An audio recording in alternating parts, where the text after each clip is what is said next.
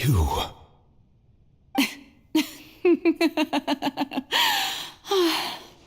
Sorry. That shocked expression on your face is just too amusing.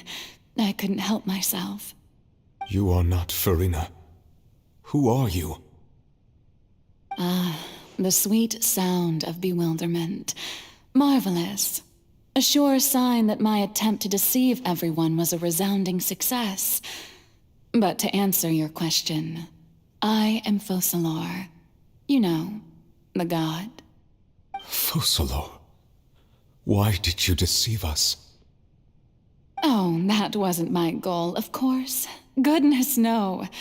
But I had to fool everyone else too, if I was to stand any chance of deceiving the heavenly principles. Deceiving the heavenly principles? It's all because of that pernicious prophecy. Dreadful, wasn't it? Everyone doomed to dissolve. Fontaine condemned to be flooded. One was not amused. In fact, one was positively bemused when that problem was thrust upon me by my dearest predecessor. That's the former Hydro-Archon Egeria for the uninitiated. It hardly gets more disastrous than a preordained national catastrophe, now does it? She knew full well that the prophecy would surely come to pass. And as one of the seven, she also knew full well that one defies the heavenly principles at one's peril.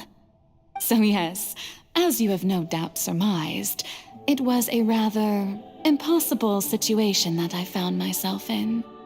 I spent a terribly long time mulling it over, alone on the ocean floor. And I was almost growing barnacles by the time I finally realized there was only one possible solution to this confounding conundrum.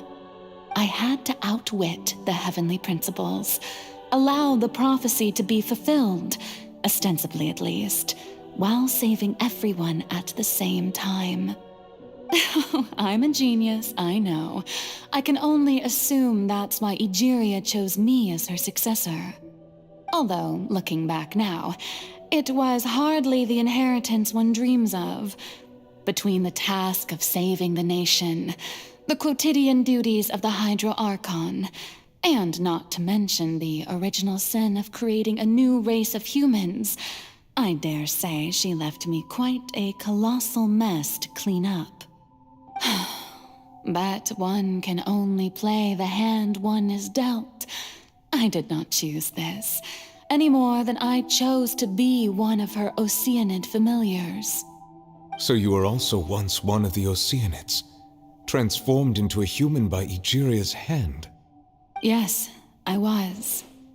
I always dreamed of becoming human. And I still do, even now.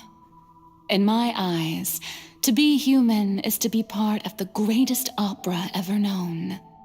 After becoming a god, I separated my divinity from my body and spirit, leaving behind only a self that was as naive and bewildered as my past self on her first day as a human being. The me you see before you now is that divinity, and the human counterpart I left behind, I named Farina. She could feel joy, sorrow, and everything in between. She could be as vain and conceited, or as meek and vulnerable as she wished. Her strengths were of a kind only a human could possess, as were her shortcomings. But in my eyes, Farina's humanity was what made her perfect. She was perfectly human in every way.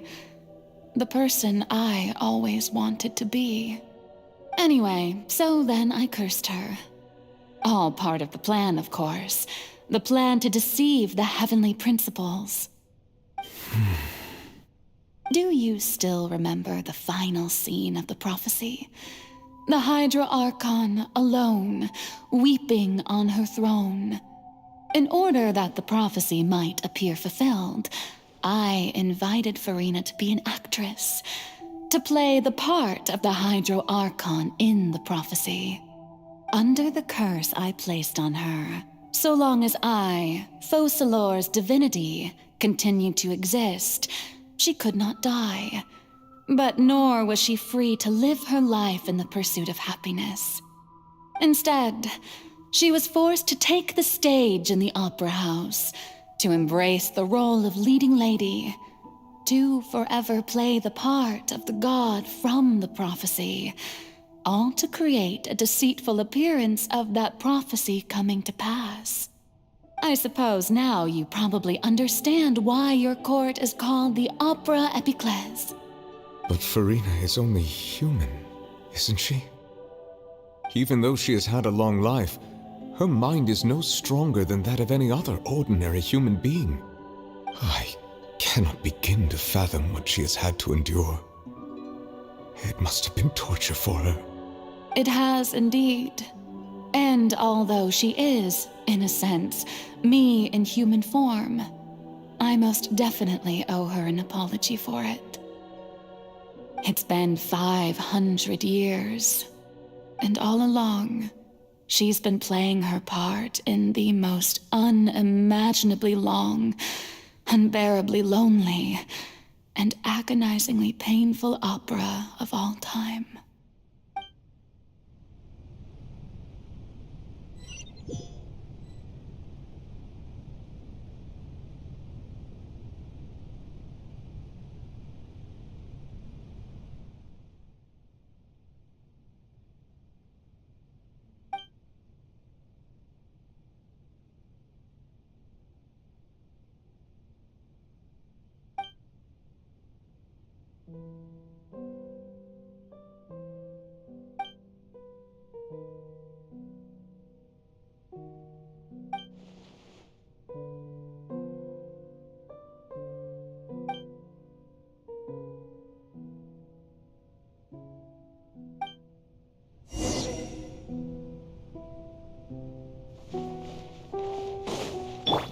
Rise!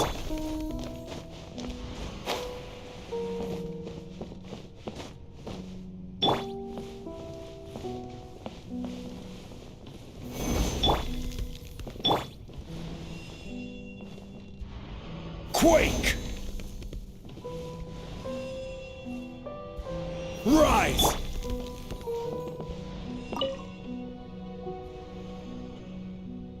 Oh? Who permitted you to come onto the stage?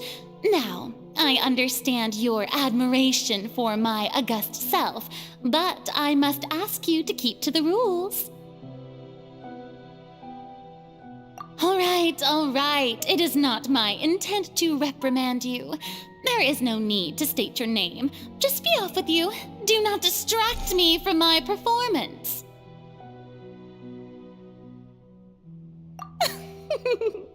Oh, do not jest. Can you not feel it?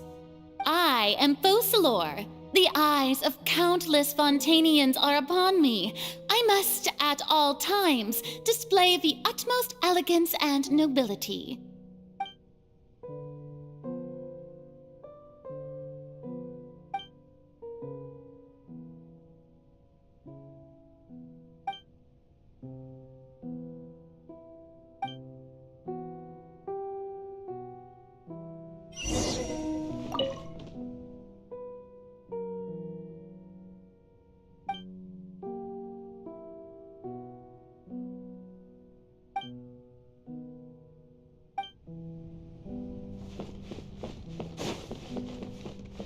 Dear audience, the performance is experiencing a technical difficulty, but worry not. The guards shall resolve it soon enough.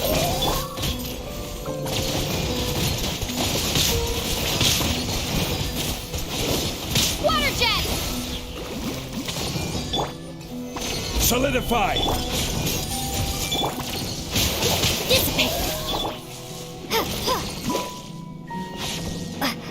Hey, what gives? The audience is still watching me, you know.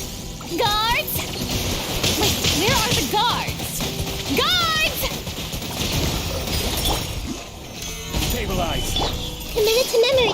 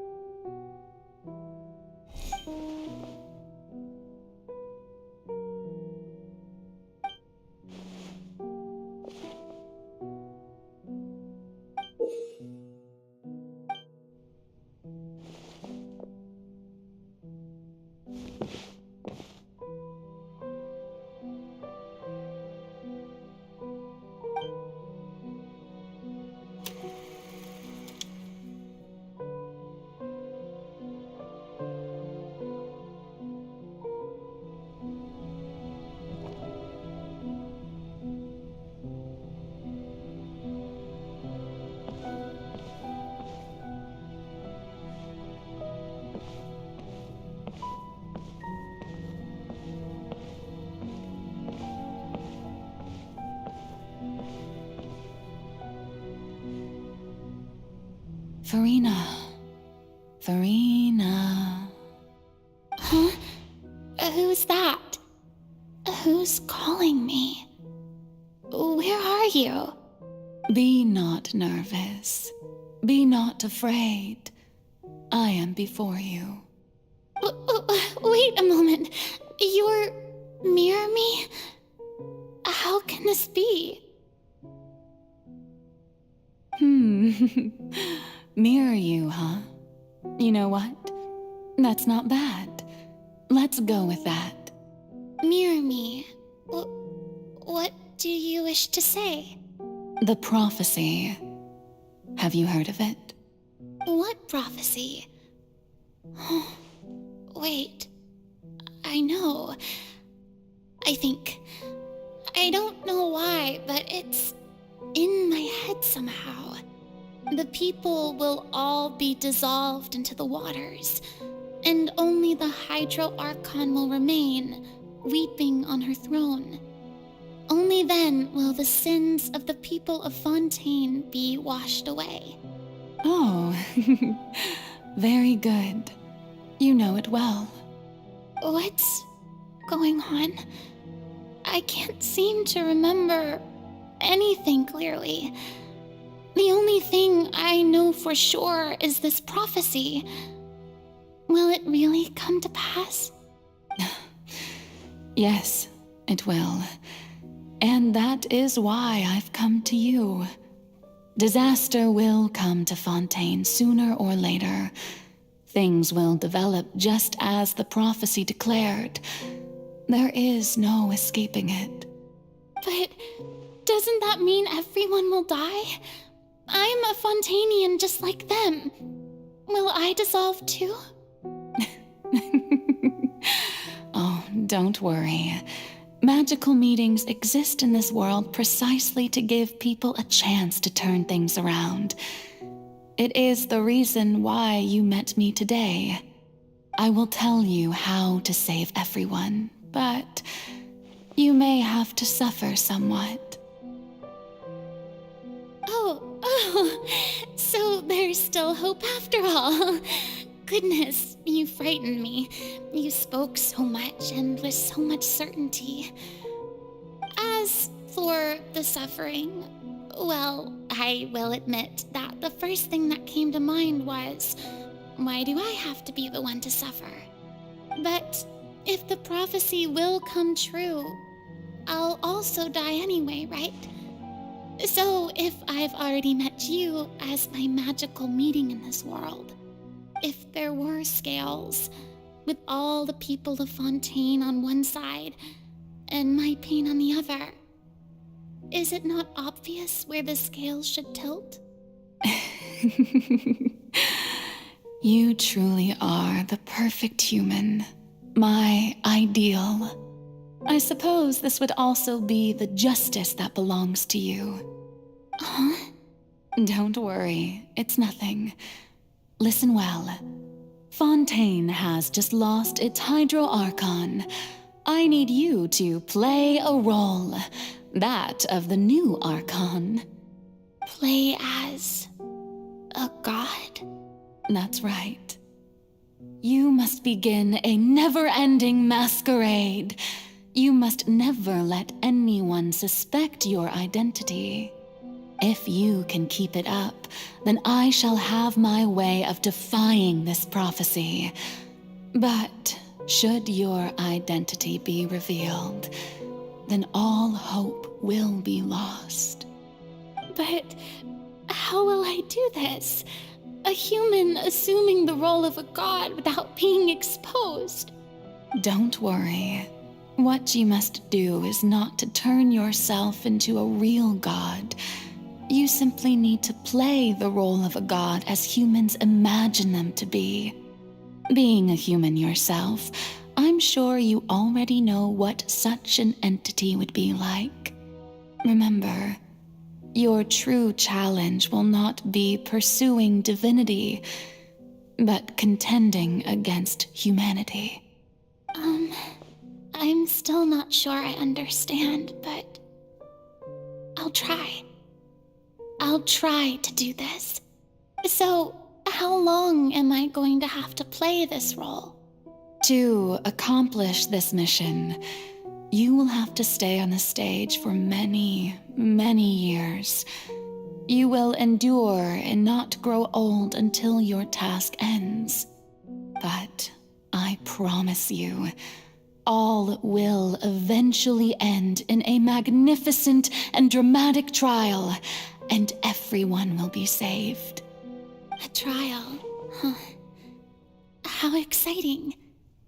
I'll be looking forward to it.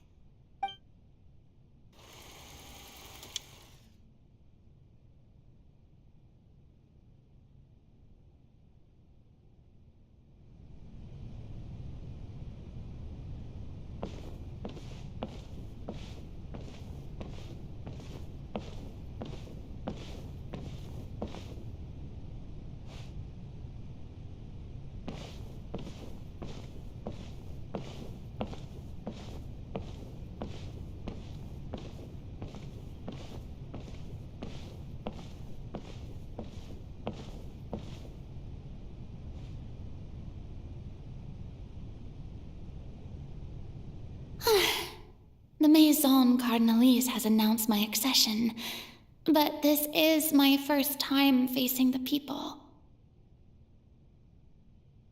What should I say to most appear like a god?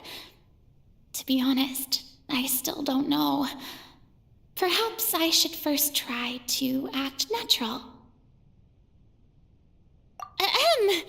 Ladies and gentlemen, good evening, and welcome to the Opera Epiclese. I'm sure you've all heard about how I have taken on the role of Hydro Archon. Indeed, I am Verena de Fontaine, your new Archon. In truth, I know little about becoming a nation's new god, but it will be my honor to guide you all. As the god Focalor, the god of justice, I shall do all within my power to lead you into an age of fairness and justice. Once again, thank you all for coming. If you should have any questions or suggestions, please send them to the Maison Cardinalise. The future of Fontaine will require us to work together, after all. This should do it. I thought I might stammer, but thankfully, I was able to convey my thoughts just fine. Okay, and next. That's the new Hydro Archon. Is this some kind of joke by the Maison? I would have thought that a being that surpasses humanity would be a bit more assertive. Hey, did you hear that? She even told us to send her suggestions there at the end. Shouldn't gods be all-powerful? She's being so modest. What's the difference between her and an ordinary person, then? If you ask me, perhaps the succession didn't actually happen. She might just be a Maison-back puppet. Wait, what's going on? Why is everyone suspecting me of being a fake? This is bad. If I get exposed here, there'll be no saving the people from the prophecy. Right. Mirmi said that I just need to play the role of a god as humans imagine them to be. Calm down, Farina. Think. What do the people want? How would they imagine a god to speak and act? Assertive, with a strong sense of presence. One who can dispel all doubt. That is the character I'm fated to play.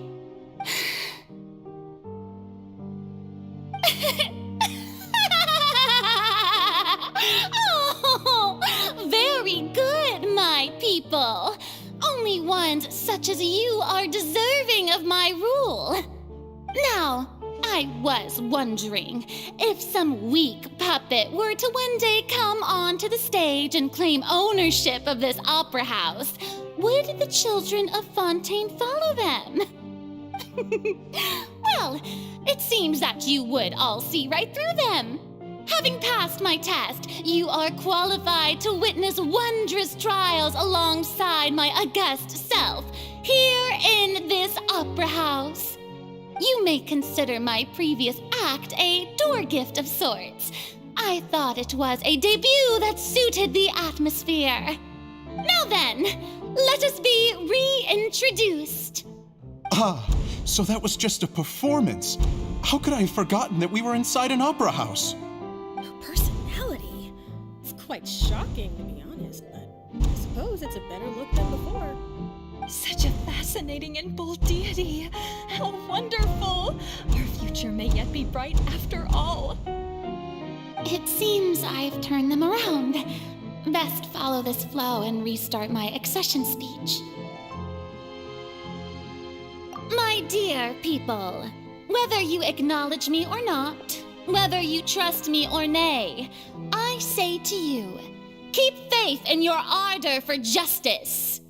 We have heard it said that this nation's sins can no longer be washed away. Well, I say that justice is most fragrant when it blooms amid sin. No, this won't work. They'll suspect me again. I must play the role that they want me to play. The scales of justice should not weigh heavy in the hands of its god. On one side, it must carry fairness and justice. And on the other, praise and applause. May law be the prayer on our lips. May judgment be our worship. Let us light the fires and drink to the future of Fontaine. There is no trouble in this world that justice cannot solve. All that is needed is for you, my people, to believe in it, heart and soul. So long as I, the Archon Focalor, stand within the Opera Epiclese, so long as I stand before the Oratrice, I shall even judge the gods of this world!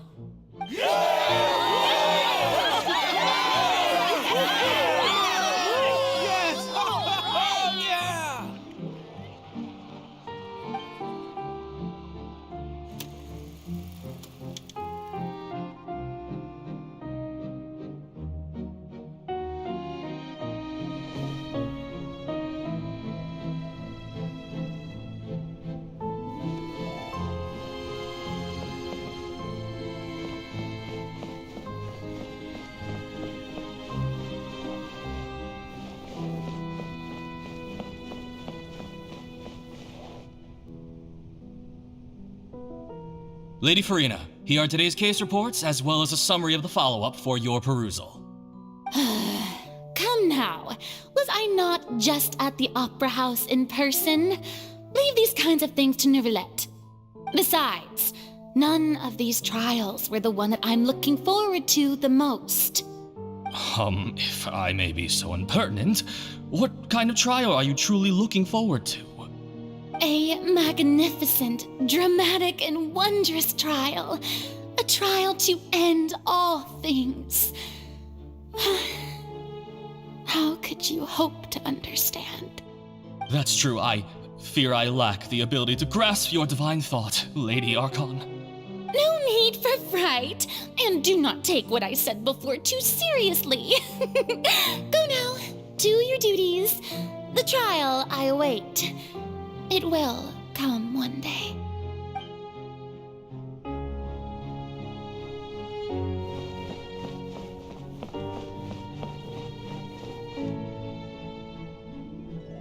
Lady Farina, I don't know what to say. Thank you for agreeing to see me. No need to thank me. Or rather, thank your own sense of perseverance instead. Long have you stood in line to meet me, have you not? Oh, I'm afraid that's just an inevitable consequence of my divine charm. All right, Deoteria, is it? How is your son's illness? You remembered me, and you knew of my family, too. He is doing much better now. In fact, he is far more of an ardent believer than I. He was the one who forced me to seek an audience with you, and to bring your words back to him. Oh, good. Very good. If this should happen again in the future, please do not hesitate to come and tell me. Going down to citizens' homes every so often, while not usual practice, should serve as a fine change of pace. Oh, you're such a gentle and wise god. Thank you once again, on behalf of my son.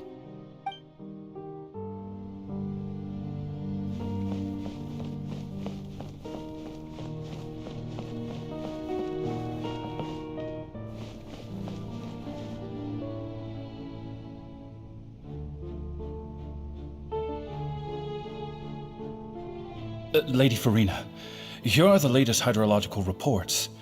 As for the specific parameters you asked to take note of, I'm afraid things still don't look good. I see. It's as I thought then. As your god, I did already expect this, but I wanted to see how far your human wisdom would allow you to analyze it. All manner of signs indicate that the prophecy will still come to pass. Forget it. That's not something you need to worry about right now. Well, as I understand it, the Fontaine Research Institute is also trying to find a way to counter the rising water levels. Really? Have they found anything? I'm afraid that they haven't found any effective solution thus far. Oh, is that so? Well, no wonder. This issue has reached the realm of the gods, after all. Still, their spirit is praiseworthy.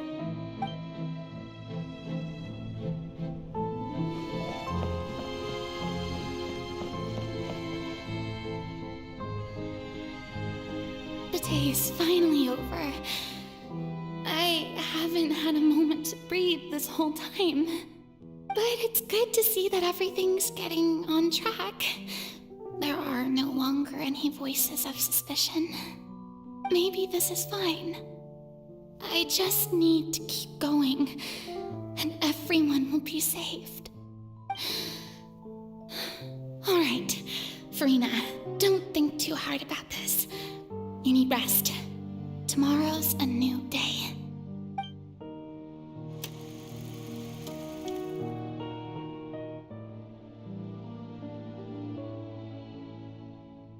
Lady Farina, here are the new trial reports for the latest cases, as well as a summary of the follow-up.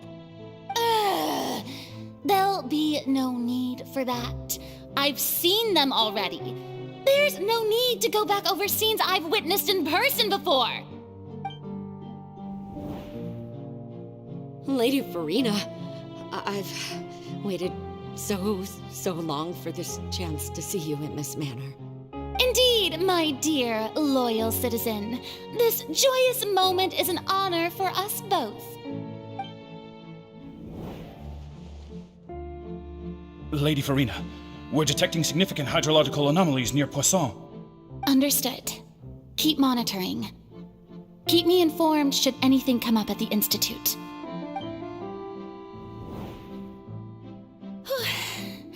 I don't think I let anything slip today. I must show the people that there is nothing to worry about. I I just don't know when these days will end. I feel utterly exhausted. Best to rest early today, too.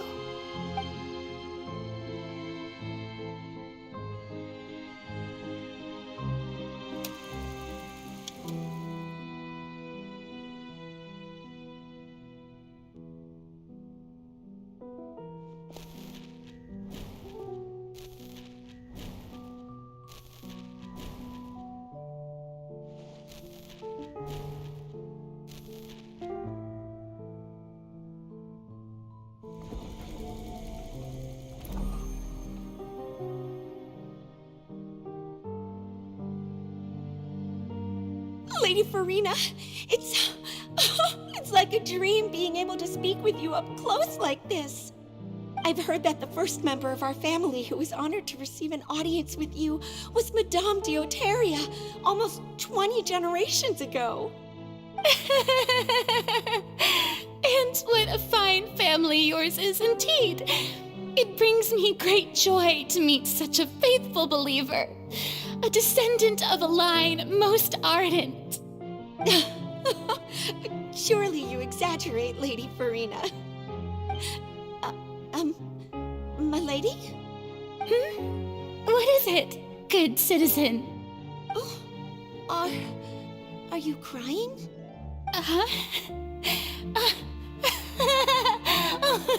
Really now? I didn't even notice. This must be the overflow of hydro from my person. Well, can't quite help being the god whose dominion is the waters, can I? No wonder. No wonder. A manifestation of your power, then. Oh, Archon, I am honored to have witnessed it. Honored indeed.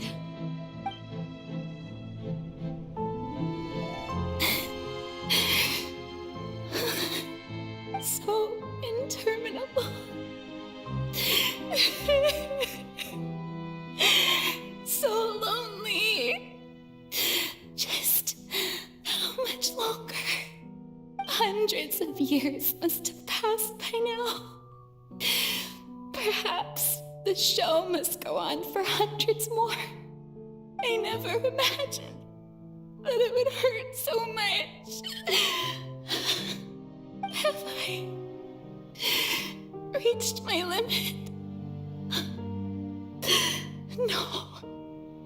Perhaps I reached it long ago. Today I didn't even notice my own tears.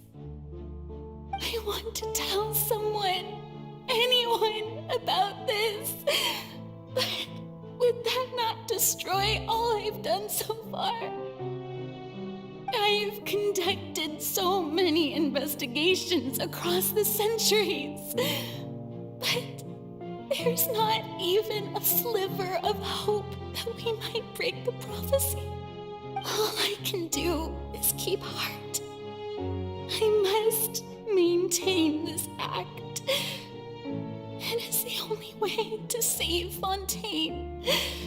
Please, mirror me. You have to succeed.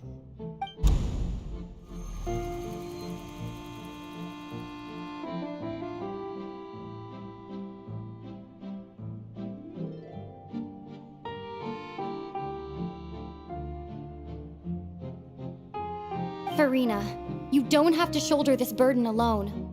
Although I don't know what you might be keeping from everyone, your people are more than willing to share your burden with you.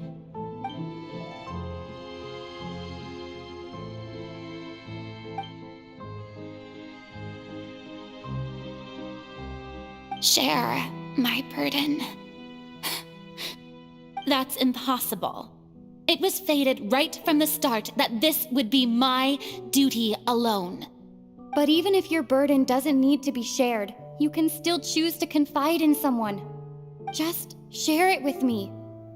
I'm what you'd call a witness. A witness? Yes, I've heard that you came to Tevat from beyond the stars, yes. In other words, you never belonged here. And if Tevat is, in its entirety, a show on a stage, then you're just a spectator, aren't you? If that's the case... She's right. I could confide in her, couldn't I? But if things don't play out as expected, the people of Fontaine will be the ones to pay the price. No, Farina, you shouldn't be selfish. But what if it's really all right? Farina, you've worked so hard for so long.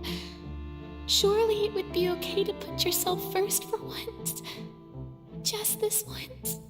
Is it such an outrageous thing to do anyway? To find someone in whom you can confide your frustrations and sorrows? Surely it could not hurt. If you let this opportunity slip through your fingers, it might never come by again. Think about it long and hard.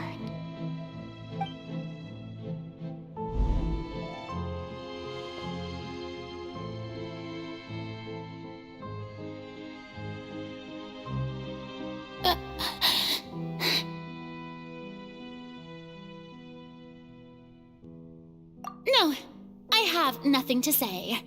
I am Farina, the Archon of Fontaine. Everything will surely get better.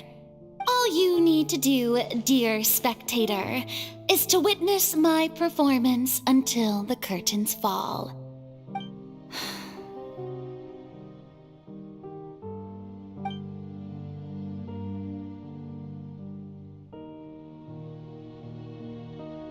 Fine.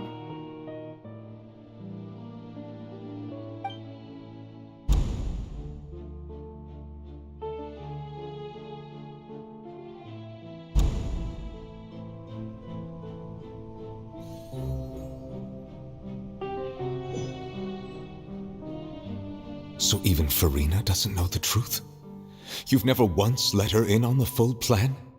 Yes, it had to be done. To deceive the heavenly principles, you must first deceive yourself. She did very well. If she had let her resolve falter even once in these 5 centuries, Fontaine would have been doomed to the most tragic fate. It seems that trusting humanity was the right decision after all. I believe that I understand how your deception works, but that is only half the truth, is it not? How would you build on this foundation to save the people of Fontaine? That is the most important thing. Ah, good. Of course, the Iudex of Fontaine has pinpointed the crux of the issue. I'm sure you've long sensed that the Oratrice is no simple machine, yes? I've always suspected that it had its own consciousness, and Lenny did mention that he heard a human voice within the core chamber. It now seems that that person was you, hidden within the machine all along. Am I right? And then I became one with the Oratrice, taking Fontaine's gnosis with me. Yes, it would seem so, wouldn't it? Alas, your understanding of this device still lacks sufficient depth. In truth, it is no enactor of justice. It is, in fact, a device created to kill the god of justice. I beg your pardon? Oh, you have it. And to be more precise, not only will the Oratrice take down the god of justice, it will also take down the divine throne upon which she has been placed. I mean, did you think I would be the sort to enjoy peaceful repose while Farina suffered? My work over these last 500 years has been to constantly accumulate indemnitium within the Oratrice. But really, some have already discovered that only a small fraction of the energy generated by the device was ever used to provide power to Fontaine. The vast majority had to be, accumulated to enact this death sentence. It was all part of your plan, then? Both the trial and the sentence? Indeed. This power, accrued over 5 centuries, could have sustained Fontainians for millennia had it only been used for that purpose. Almost all of it has now been stored within the oratories. But only power of this magnitude could hope to destroy the Hydro Archon's divine throne, shaking the rules established by Celestia and breaking through the institution that is the Seven. So the Oratrice's call for death was for neither Farina nor Focalor, but for the Hydro Archon. The destruction of that divine throne. If I do not misunderstand your intent, you must be... Returning what's rightfully yours to you, of course. In other words, this was all done to return the authority of the Hydro Archon to the Hydro Dragon of this planet. But...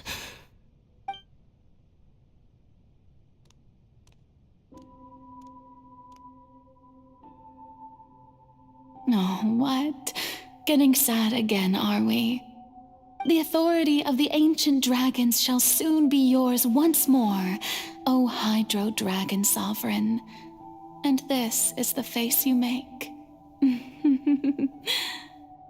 all you've done throughout the years is just so you can sacrifice yourself at the very end. I've never quite seen it that way, you know. Even now, I'm quite pleased at how well my deception worked.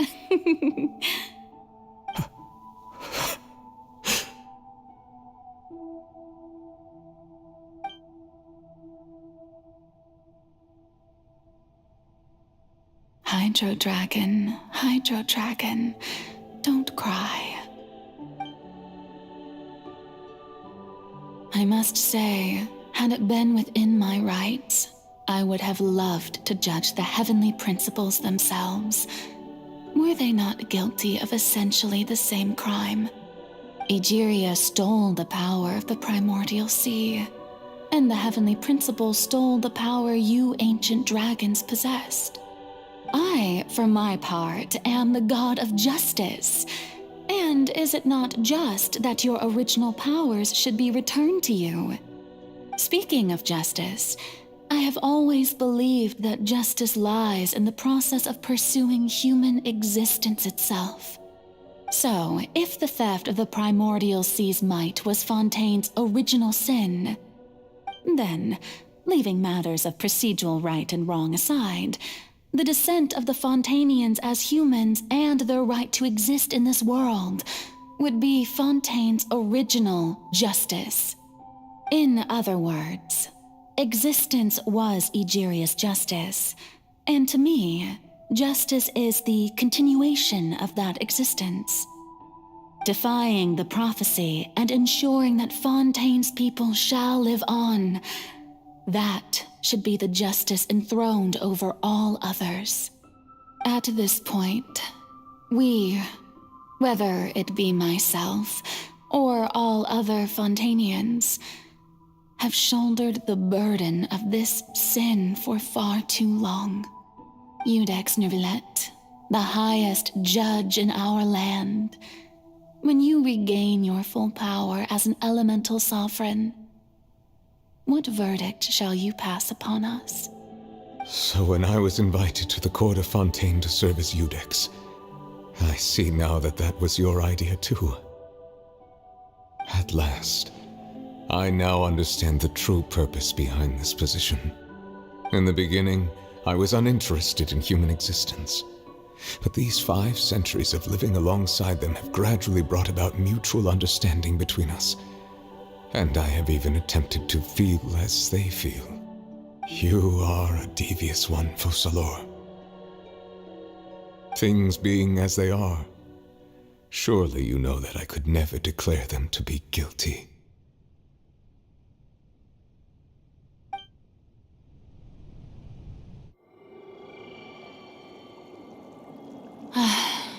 The hour of my execution is almost here. For the sinner, the curtain call has come. I know I may not sound it, but faced with death, I find myself a little afraid. Perhaps this is one thing both gods and humans have in common.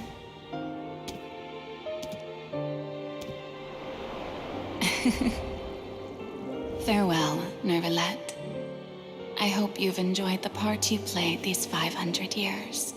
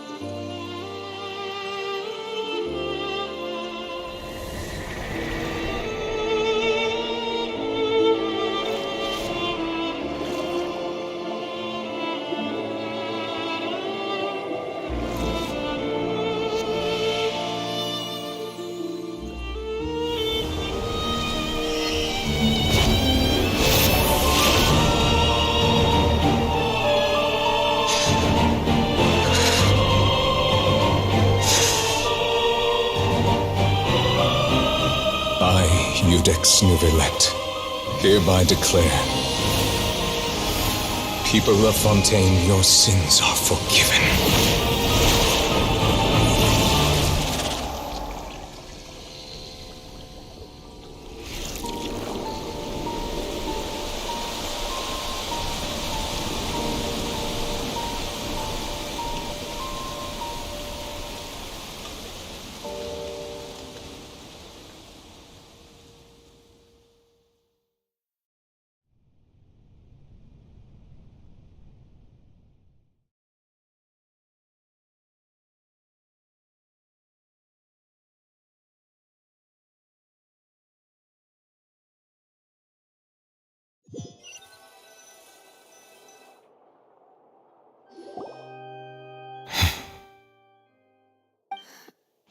What just happened?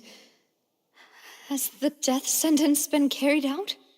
Was that bright light some sort of misdirection? I have a feeling that something huge just happened.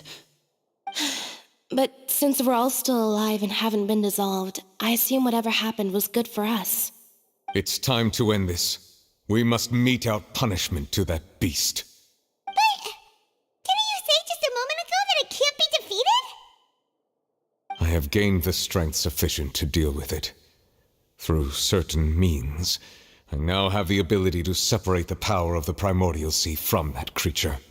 We should seize the opportunity to pursue our quarry.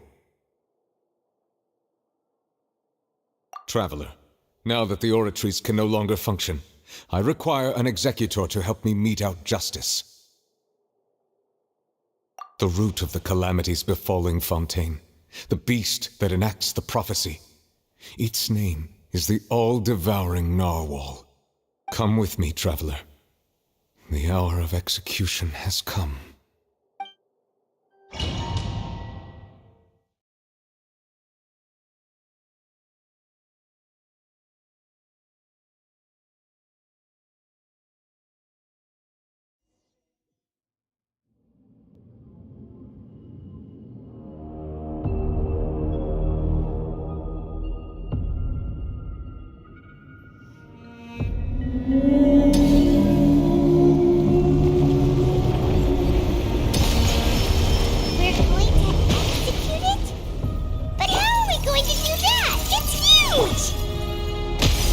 already done my best to separate the power of the primordial sea from the whale. Considering the size of the beast, I cannot reach the power source. Unless we can find a way to attack it from within. I shall share a part of the ancient dragon power. We shall look for an opening together.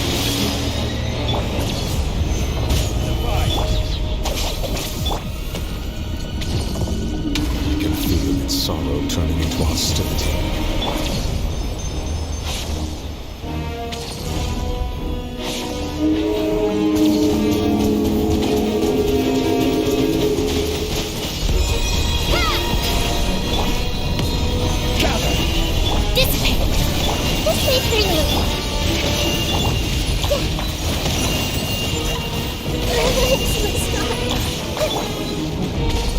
The all-devouring narwhal cannot resist its instinct to devour. Continue to trigger its hostility, and chance will present itself.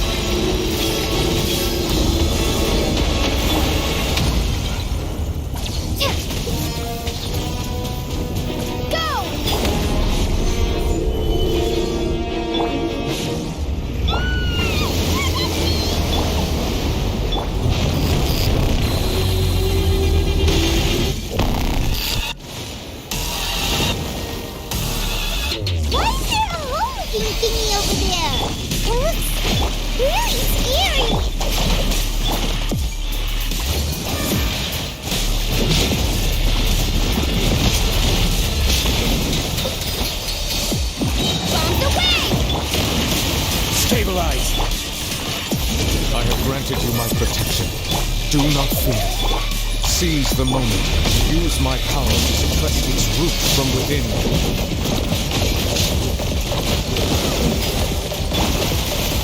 Solidify! This may hurt a little. Sharing my knowledge.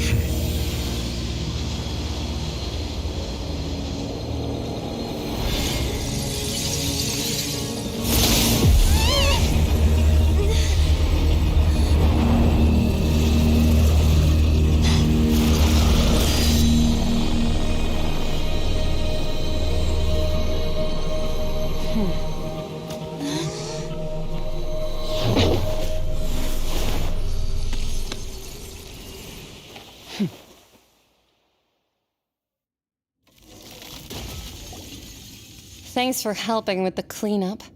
It should have been my job, but oh well. It was just supposed to be a short private training session for me. I didn't think that my disciple and my master's pet would start brawling in the meantime. Well, actually, I had a feeling that it would happen at some point, but they bumped into one another earlier than I thought. What a blunder. I suppose I'll have to swing my sword 3 million times as penance. That power. Who are you exactly? Paimon has an idea. From what she said earlier, she must be Child's master. Skirk, right? It's just that he gave us the impression that she was the less talkative person.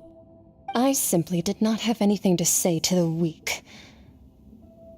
But you, on the other hand, managed to defeat the all-devouring narwhal without using power from beyond this world. So you may speak to me as equals.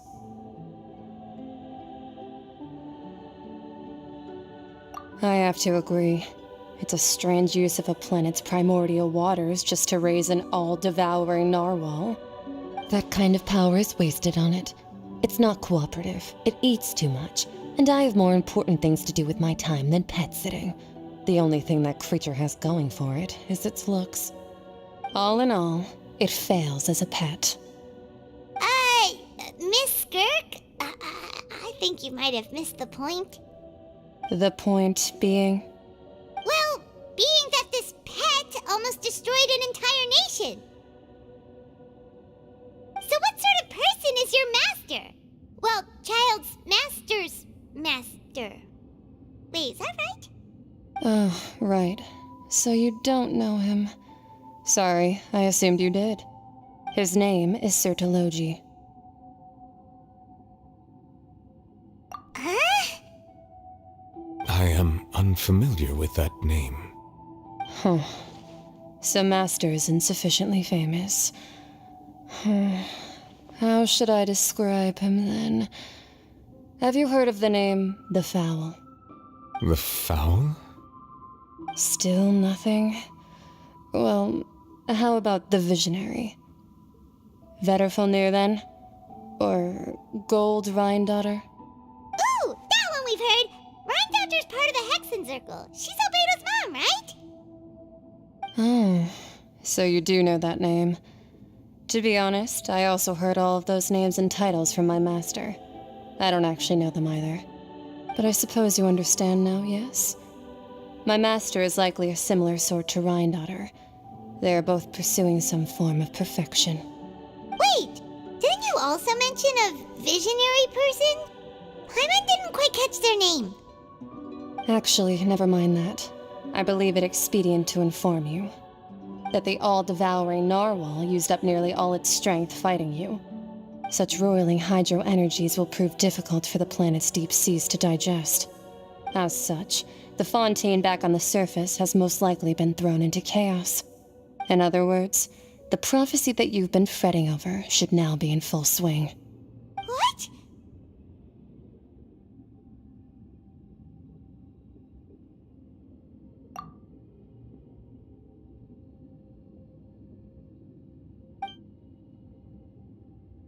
Not to worry. Focalor has already managed to deceive the heavenly principles.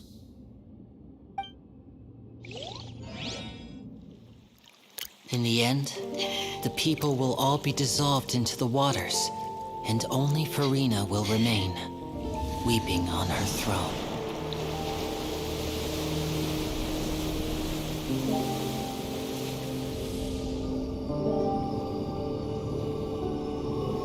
Only then will the sins of the people of Fontaine be washed away.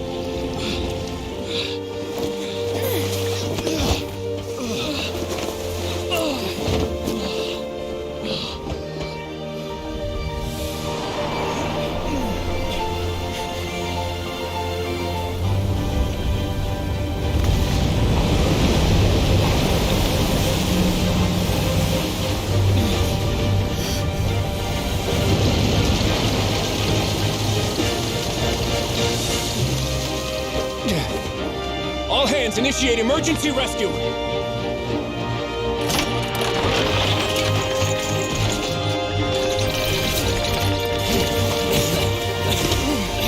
Hurry!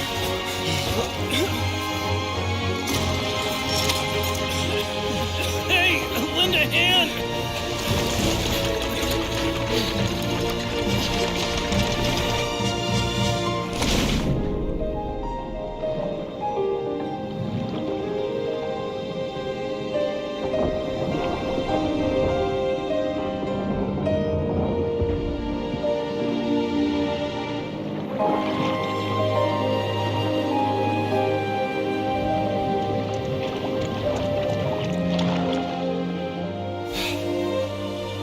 Look!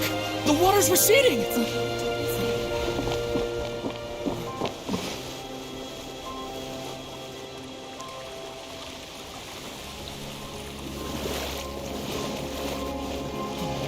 It's a miracle! Water's receding.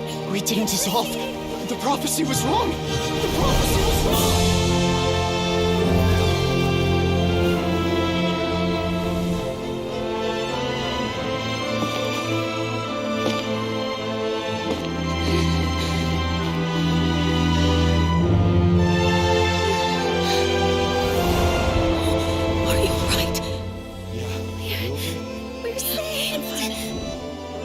The prophecy was wrong.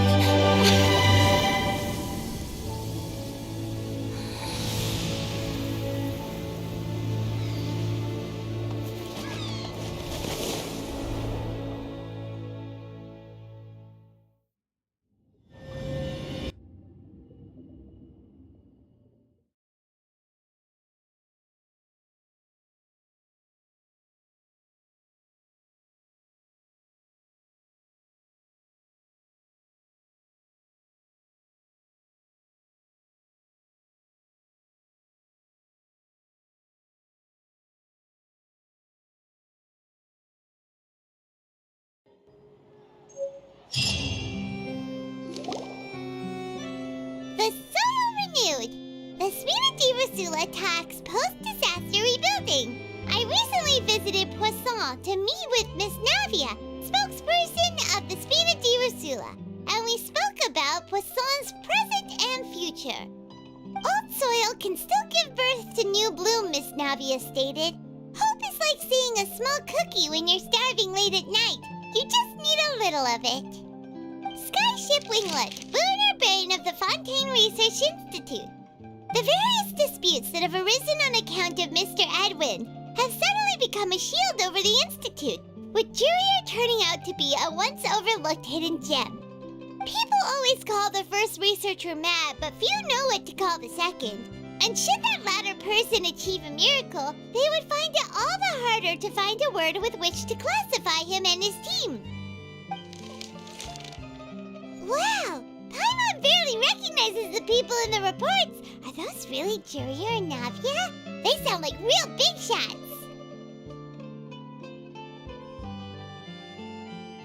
What do you think? Pretty enthralling, huh? The Steambird's idea was pretty simple. With the disaster just having passed, we would print a free edition packed to the margins with good news to calm people down. The value for these big scoops lies in their inevitable follow-ups. We'll publish further reports and go into the stories behind those people. Edwin's assistant, Jurier, created a true flying ship, while Navia is leading people in the reconstruction of their home. I'm sure that these stories could draw even your well-traveled eye. Paimon's curious too! Wait a minute. Didn't we watch everything happen from start to finish? What's there to be curious about? And that's exactly why I'd like you to come conduct interviews with me. You're the best incubators of news, if you haven't noticed. And also, with you around, I'm sure I'll get to see that Duke. Are you sure? Hasn't he turned you down several times already? Oh, this time will be different. Come on, let's head to Poisson first, and then make a trip to the fortress. There are some things you'll only know when you get there.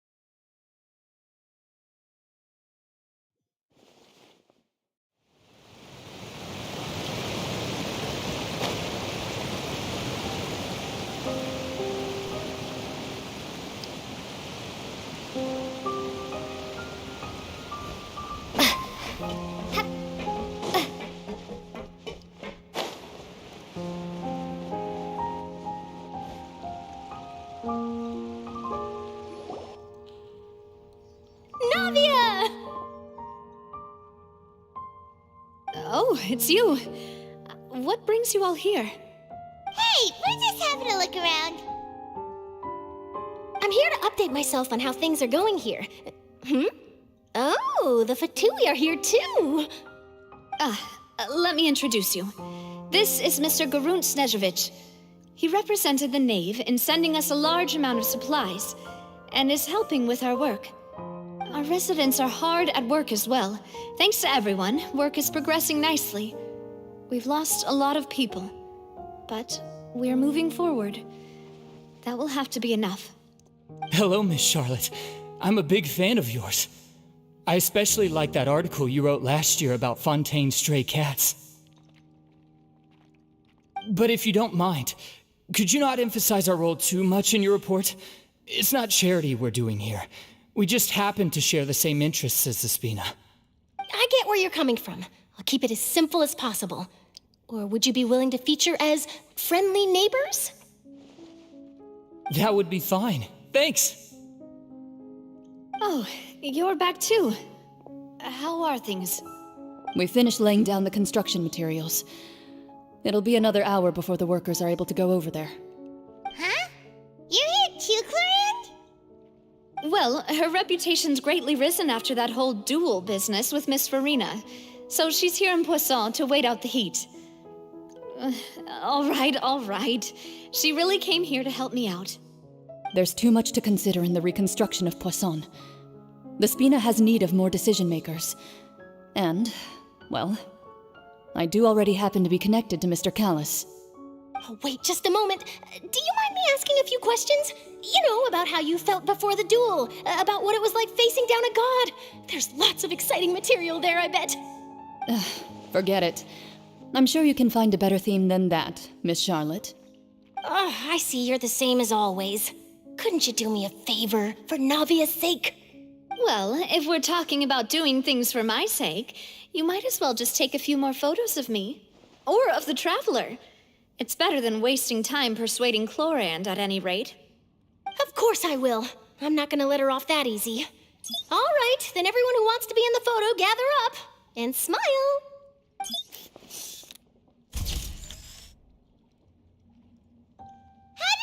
Was it a good shot? Did Paimon look cute in it? Not bad. Your addition really helped the composition of the picture. All right, hang on a moment. Let me snap a few more shots.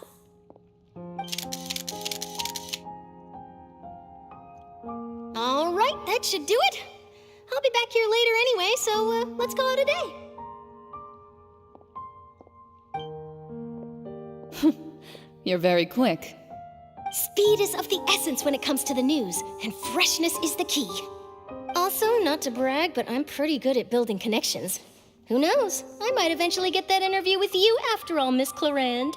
Wow, you really do have that never say die spirit. I'm impressed. I'll hazard a guess that this is how you got that interview at the Fortress of Maripede. Whoa, you're well informed. Let me make a guess, too. I asked Sijuin, who told Monsieur Nervillet, and he told you, right? That's a very complete information chain. In truth, all Monsieur Nervillet asked me was, when did the fortress become so friendly towards the media? I told him that it was best not to speak too soon. There's no guarantee that Ridsley will make a personal appearance. You're right. I've got to treasure every moment I have with them. In which case, I'll be making a move first. Stay safe now. And tell me if you hear anything interesting. I'll treat you to afternoon tea in exchange.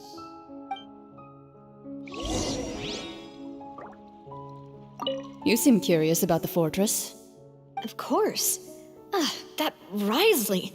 I still remember going down to the fortress to grill him for information on my father's case. Boy, did he take me for a ride. Without telling me anything, of course. But he did invite you to tea, didn't he? 2 large pots of it, in fact. It was good tea, though. I have to agree. The tea there is very good. Speaking of that, would you like to have some today? I mean, you've got time, right? Well, I'd be partial to some shortbread. Wow, it's like we've got a menu or something. Sure. Good. What flavor of biscuits would you like, Mr. Snezhevich? Me? I'm fine with anything. But I would prefer chocolate, should you have it. All right. Leave it to me. I'll go over the newly arrived supplies with you later, Mr. Snezhevich. We should be able to finish the preparatory work today. That works great for me. Huh. Is it just me, or did you get a new lipstick? I did. It was a gift from Sijwin. Want to give it a try? I think the color would suit you, too.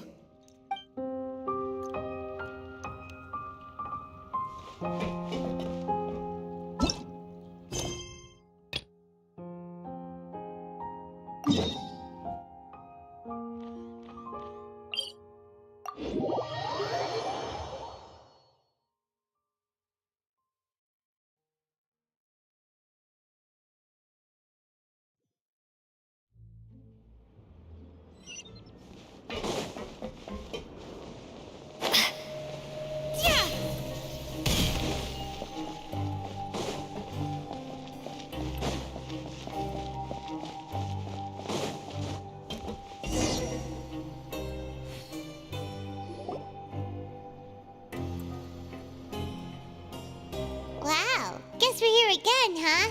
There's a real nostalgic feeling to this place. Looks like you've been missing us. Duke! Did you come all the way to the entrance to greet us? Of course. I'm here to welcome you and our dear Miss Charlotte, whom our good head nurse recommended to me. It's an honor to finally meet the much-rumored Duke. Thank you for consenting to my visit to the fortress, sir. No need to thank me. But that said, I shouldn't be the focus of your interview. I trust you recall our agreement? Of course, of course. All right then, this way.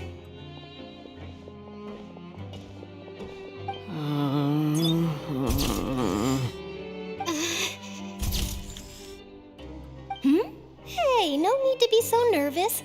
I've already taken all the photos we need. Miss Charlotte, do these pictures really need to be published on the cover of the Steambird? It would seem that Miss Lorvine doesn't want her face to appear beside that of Mr. Jurier, Sir, please don't say things like that. But it looks like dear Mr. Jurier denies it. Might this interview be very important to you, then?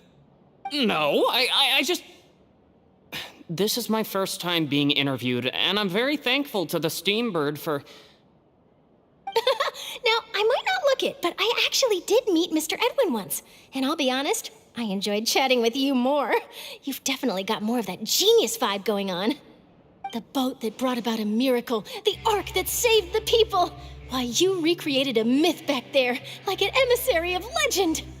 Still, if I might ask, where's that flying ship now? Huh! Looks like Charlotte's trying to get herself another exclusive scoop. I have to apologize, but that ship is presently in the bowels of our factory. I'm afraid it won't be easy for you to get a shot of it. Really? Well, then in that case, could I have an interview with you to make up for that loss?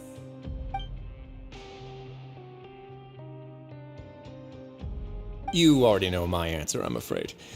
Best you interview our head nurse instead. Or perhaps you'd like to take another photo of this couple of researchers? Did you really have to use the word couple? Well, then, 2 solo photos will do. Is my hair messed up?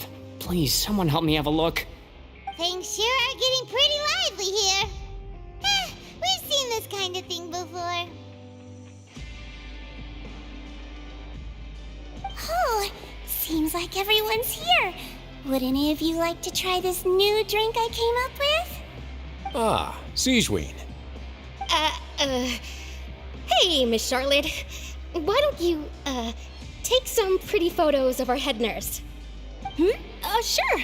Come on, Miss Sijwin. Over this way. Let's find a brighter spot. Sure. Do I have to smile? So, how have things been at the fortress?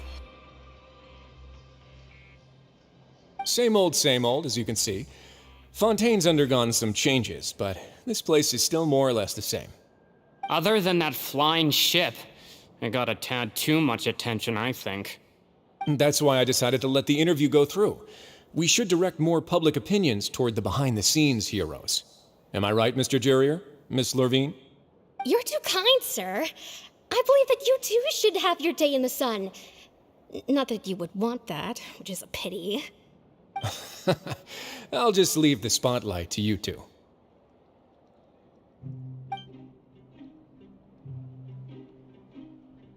I see. Lots of things happened that day, huh?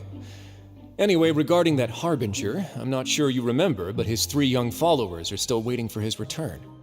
He sure did win them over, huh? I'll tell them that there's good news and bad news. The good being that their boss seems fine, and the bad being that they must face extended sentences for abetting his escape. Oh, actually, what about you? Are things gonna change for you too? What change can there be? The fortress will keep chugging along, and so will my duties.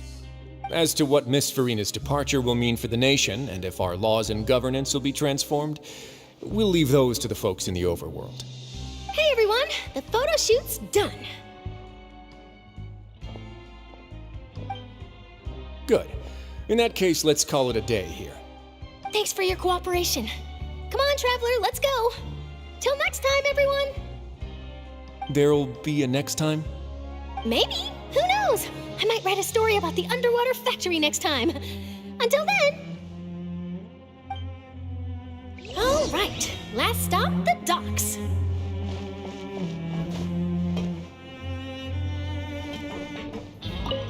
Oh, you know, I'd love to see you in one of Charlotte's photo shoots one day. Is that really necessary? Our line of work doesn't really require much photographing. It's precisely because we don't need the picture that they'll have value as keepsakes. We don't really look all that opposed to the idea, you know. Maybe I'm just happy that I managed to once again avoid the spotlight. I think this interview went well either way. Yes, you successfully kept prying eyes away by using Mr. Jurrier and Miss Lurvine as shields. Very good. You should be happy for them. They have a bright future ahead of them.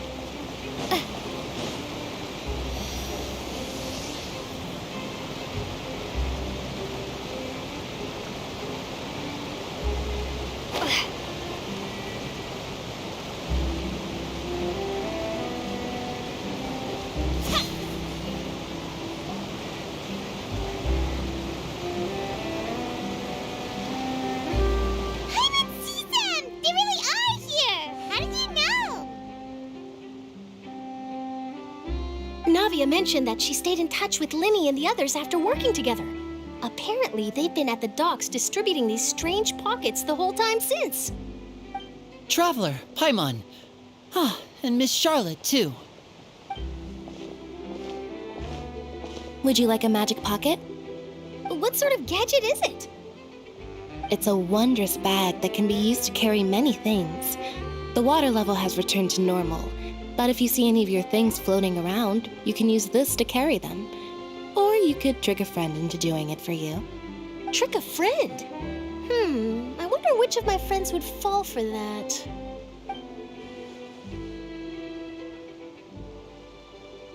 You could just make a friend like Fremine here. Isn't that right, Fremine?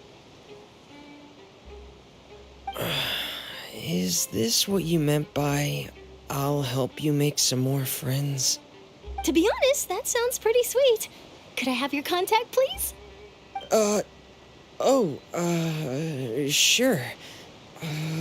Please, write down my address. You sure are working hard to help Fremine socialize. He was the one who proposed doing this. He even wants to assist in our magic shows.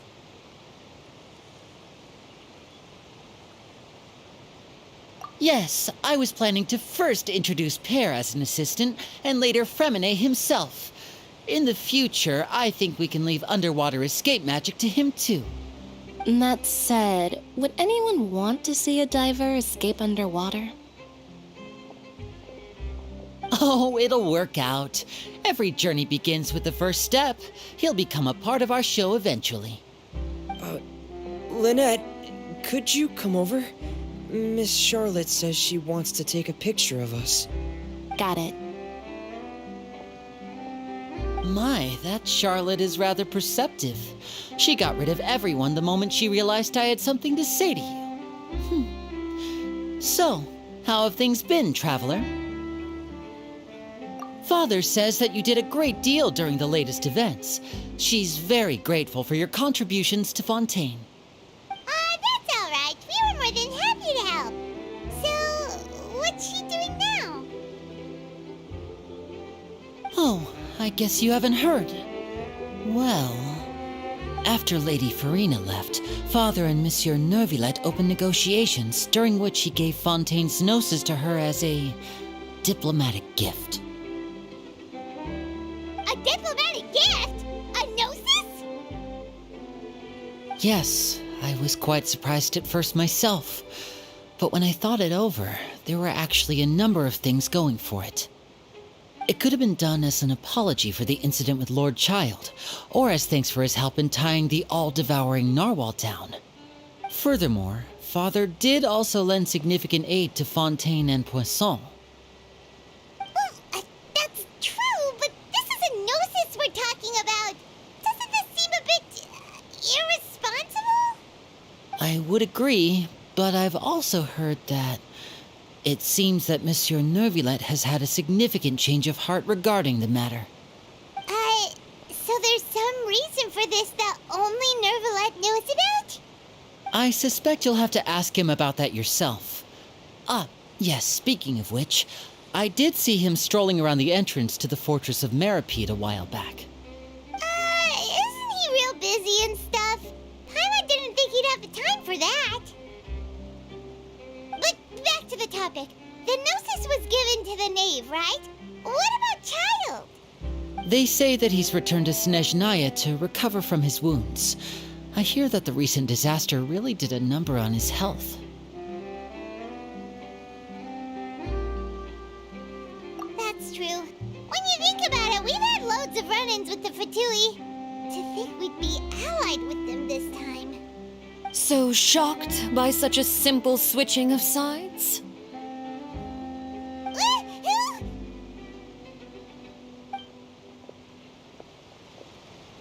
Father! Well, what do you know? Come to the docks to see how my children are doing and meet the traveler by chance. Please do not pay my accomplishments in Fontaine too much mind. I would have done them regardless.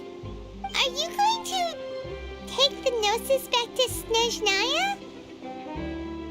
That is our duty as harbingers, yes. Don't be too preoccupied with sides. The goal of the Fatui concerns not a single place or person, but the entire world. With such a grand goal in mind, it is inevitable that we must wear many masks. Switching my masks is something I've always done. Well, that depends on many things. No one truly knows what the future holds. What good is honesty if you can't rely on it forever? As for you, I very much look forward to our next collaboration. Good things cannot be achieved alone, and you've proved yourselves to be great partners.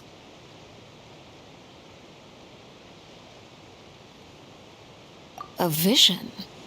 All right. I'll remember to return it.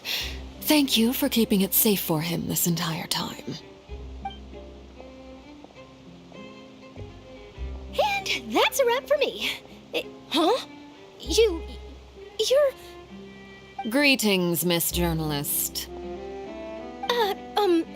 Hello. If I'm not mistaken, there are diplomatic channels I'll need to report to take a photo of you. That is correct. So forgive me, but I will not be able to serve as a subject in your article. However, feel free to write as much as you'd like about our dear magicians. And our upcoming rookie talent. I will. The sea breeze is quite pleasant. I shall continue my walk while the weather remains so agreeable. Farewell. Farewell, Father. Oh, she has such an intimidating presence. I didn't even dare to take a picture. Thankfully, I've already wrapped up all my pre-scheduled interviews. Thank you all. This'll be more than enough for me to write about, I'm sure. Don't be too nervous. Why don't you take a magic pocket before you go? Here, Traveler, Paimon, you take one too. To move things about? That's right. Funny. I was giving out magic pockets when we first met too. And what do you know? I'm doing the exact same thing right now. So many things have happened, but the pockets are still the pockets. I guess this must be life. We will all follow our own paths, and serendipity will lead you to your fated friends. All right then. We'll be handing out pockets in some other districts later, so we'll get going now. Have a good day, you two. Well, guess we sent Charlotte out. Shall we go see what Neverlette's doing? As long as he's not so busy that he doesn't have time to chat anyway.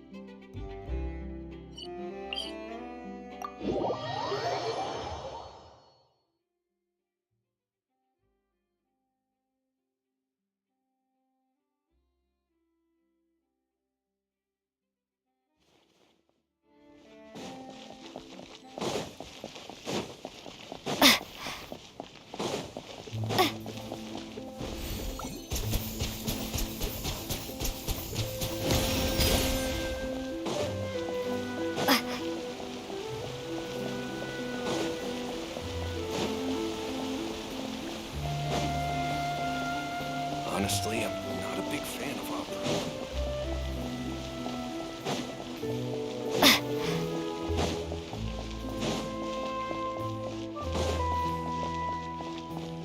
The entrance to the fortress! Ooh, he really is there!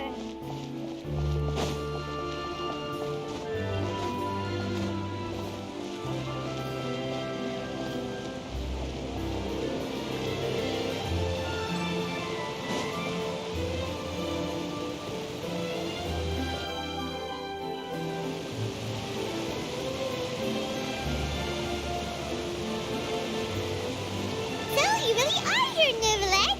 Paimon didn't think you were going to have free time this hour of the day. Really? Oh, I suppose you must have met Mr. Linney. He took the time to greet me earlier when he passed this way. In any case, you came at a good time.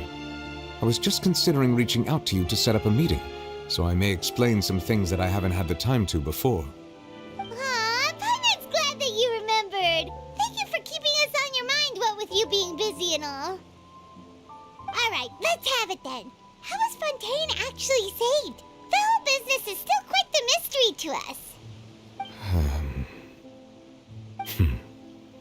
It is strange how words can often leave a bitter taste in the mouth when it finally comes time to say them out loud.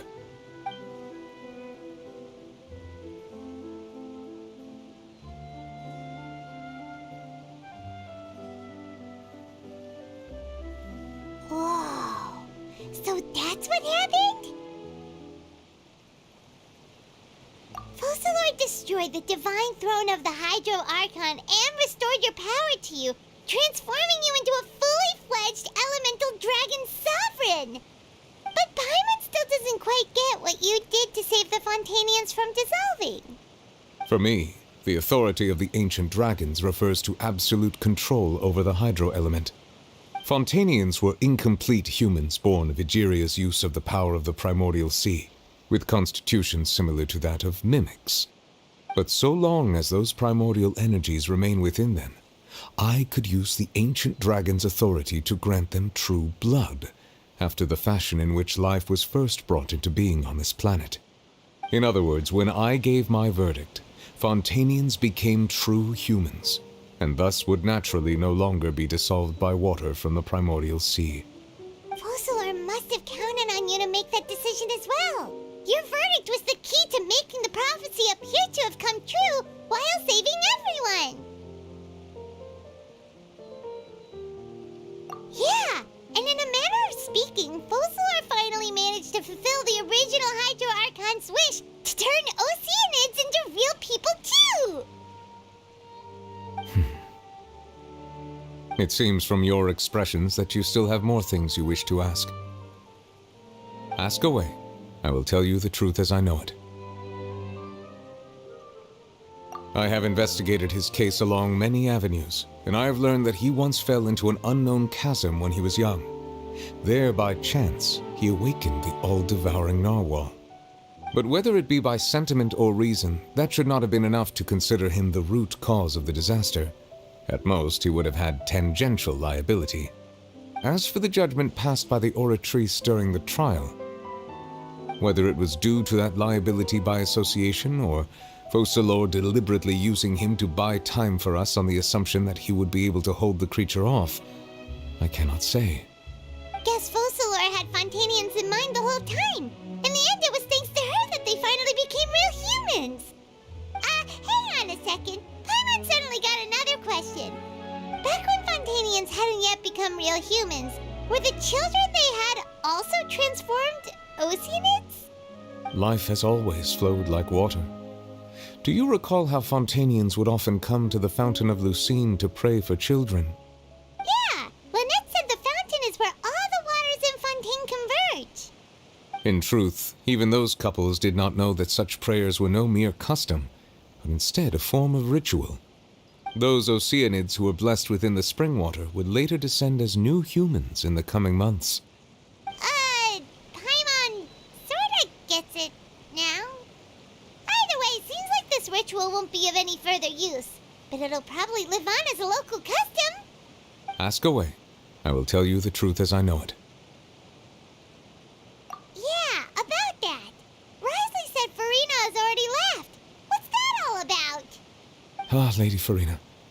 The people are only aware that her death sentence has not been carried out. She abdicated the post of Hydro Archon and left affairs related to that title to me, before leaving the Opera House.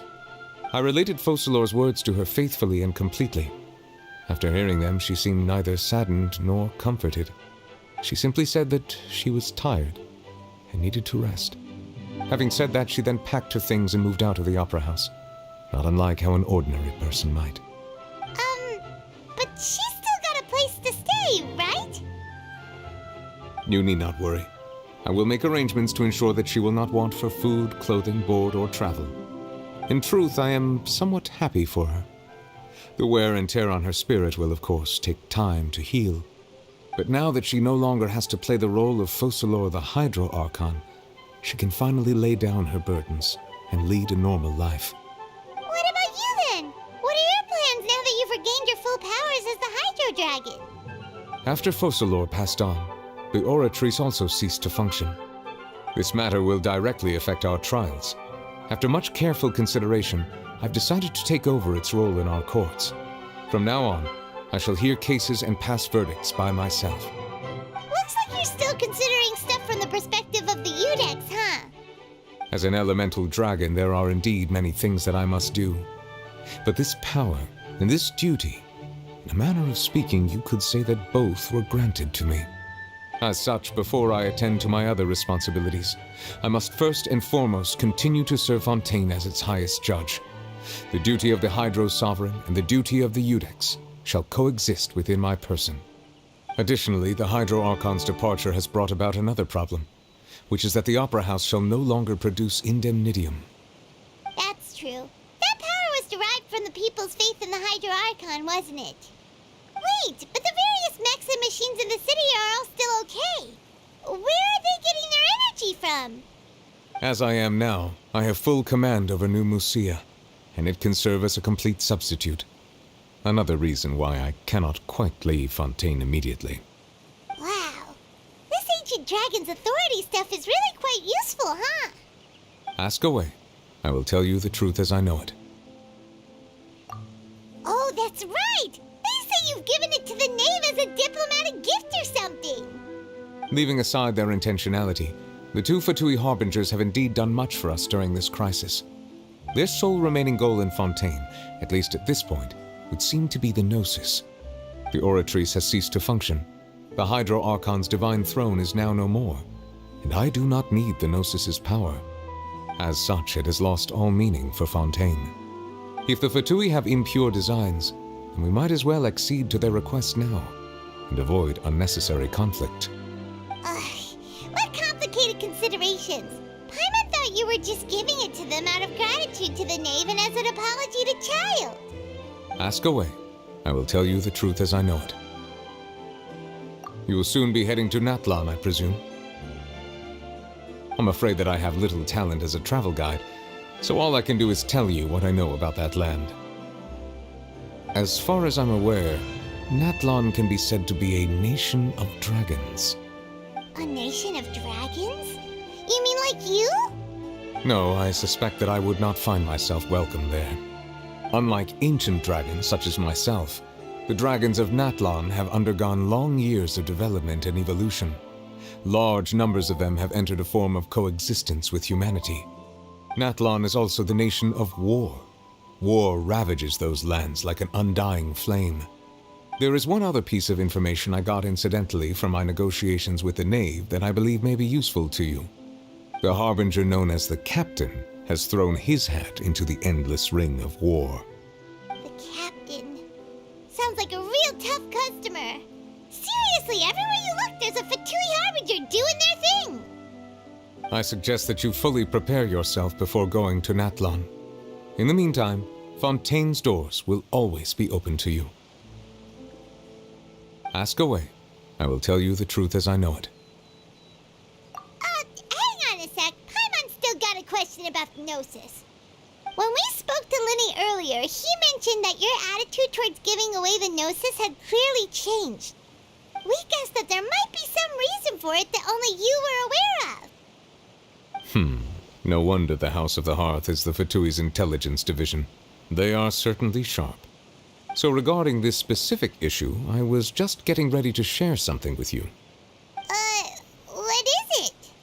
In truth, I exchanged some further words with that lady named Skirk after sending you two back to the surface. It went something like this.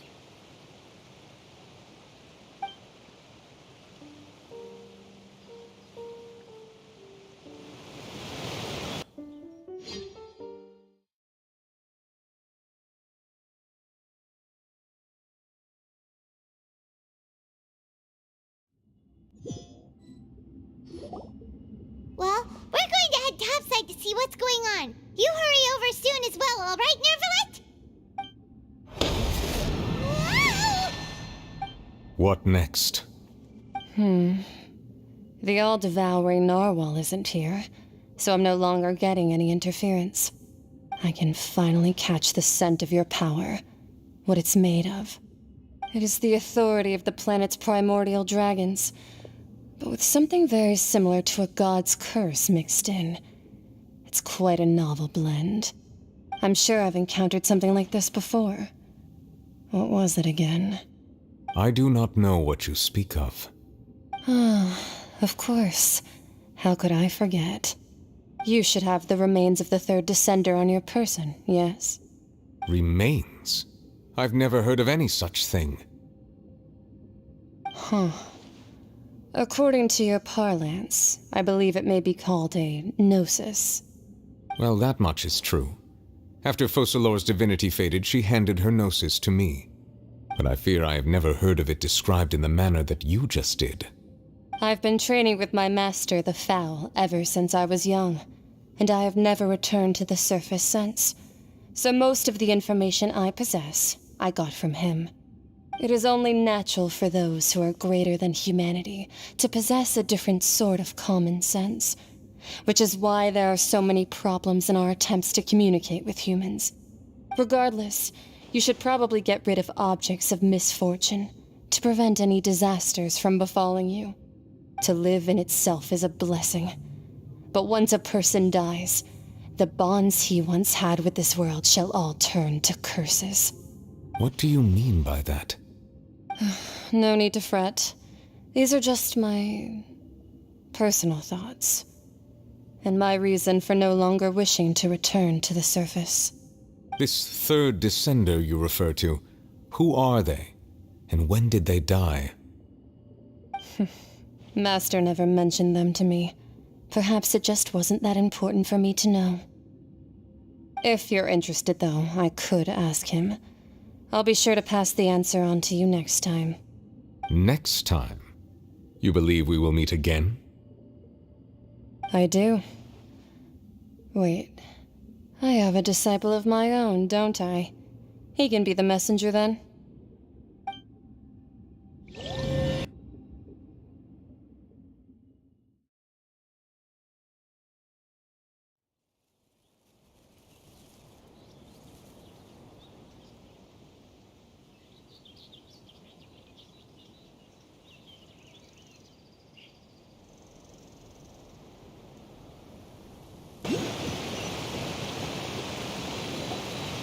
That's what she told me.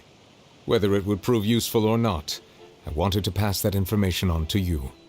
The remains of the third descender? So that's what the Gnosis actually are. Paimon just thought they looked like chess pieces. How could they be a person's remains? All the same, assuming that there was no misunderstanding or special metaphor at play, that is what she meant to say. And she said that it would bring misfortune and that you should check it, which is why you gave it to the Fatui. If she speaks the truth, then I would simply be putting Fontaine at unnecessary risk by keeping it here.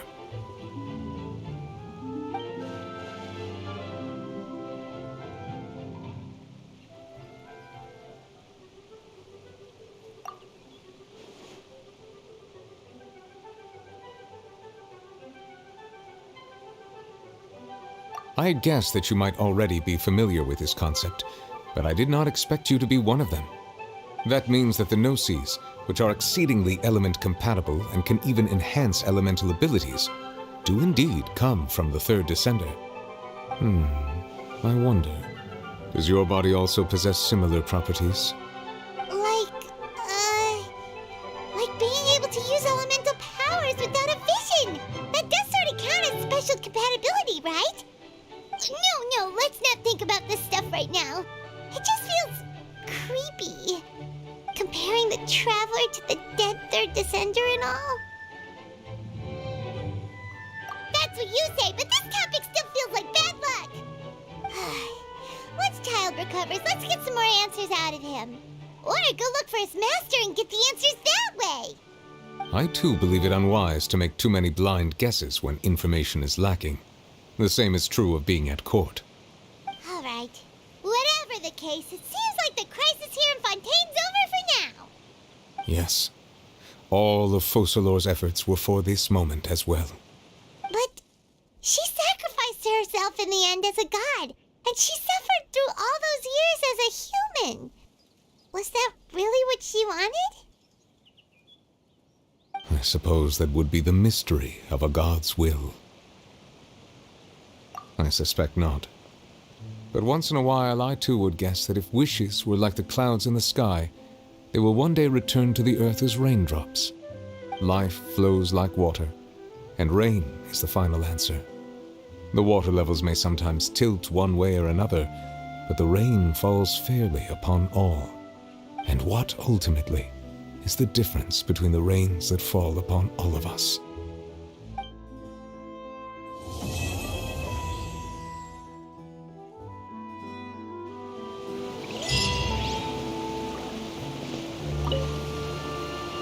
It seems from your expressions that you still have more things you wish. Ask away.